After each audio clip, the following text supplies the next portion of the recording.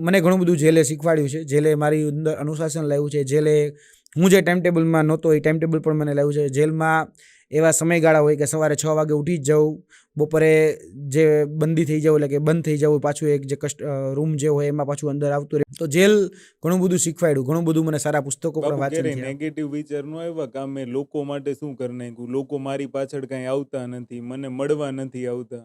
અને જનરલી એક સવાલ મારી પૂછવો છે કે જે વિદ્યાર્થીઓ તમારી પાસે બહુ આશા રાખતા હતા, હજી હું જોઉં છું કે વારંવાર કાંઈ પણ નાનું મોટું થાય ને એટલે તમારી પાસે આવે, પણ એ સમયે તમને એક વાર એવું ન થયું કે સાલું મારી પાછળ કોઈ ન થાય એવું જેલમાં, મારે નથી લડવું?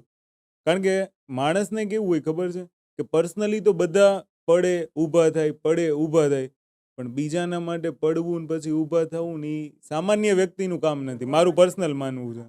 લડવા માટે છે ને વૈચારિક સ્પષ્ટતાની પેલી જરૂર પડતી હોય છે. કોના માટે લડીએ છીએ એ પણ જરૂરી છે. એ લોકો તમારી સાથે છે કે નથી એ પણ જરૂરી છે. બીજું, એ સાથે હોય તો તમારી વાત જે હોય એમાં વજન પડતું હોય છે એ પણ હકીકત છે.